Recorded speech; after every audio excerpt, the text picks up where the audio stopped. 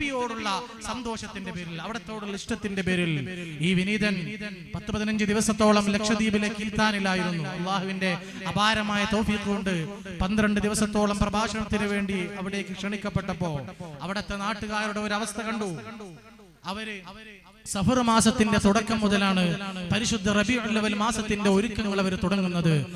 നമ്മുടെ നാട്ടിലെ ചെറുപ്പക്കാരെ പോലെ രാത്രിയെന്നോ പകലെന്നോ പ്രായമെന്നോ ചെറുപ്പമെന്നോ ഇല്ലാതെ എല്ലാവരും അതിനു വേണ്ടി സജീവമായി പ്രവർത്തിക്കുന്ന ഒരവസ്ഥ. അവിടെ ഈ വിനീതിന് ക്ഷണിക്കപ്പെട്ട മദ്രസയിലെ റാലി തുടങ്ങുന്നത് ഉച്ചക്ക് 1:30 മണിക്കായി.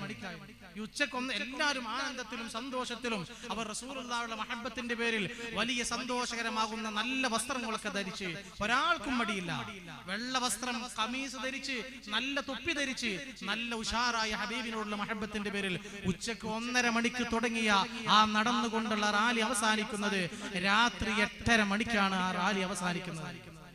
നമ്മുടെ ജീവിതത്തിൽ അങ്ങനെ നടന്നിട്ടില്ല. അവിടെ പോയിട്ടാണ് നടക്കുന്നത്. 8-7 മണിക്കൂറോളം നീണ്ടു നിൽക്കുന്നതായ ഒരു റാലി.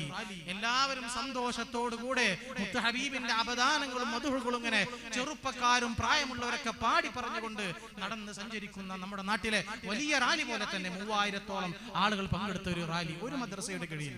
അല്ലാഹു സുബ്ഹാനഹു വ തആല ഹബീബായ തങ്ങളോടുള്ള മഹബ്ബത്തിന്റെ പേരിൽ നടക്കാനും ഇരിക്കാനും പ്രവർത്തിക്കാനും പറയാനും ചെയ്യാനും അല്ലാഹു നമുക്ക് തൗഫീഖ് നൽകി അനുഗ്രഹിക്കട്ടെ. അതല്ലേ പ്രിയപ്പെട്ടവരെ, നമ്മുടെ നാട്ടിലെ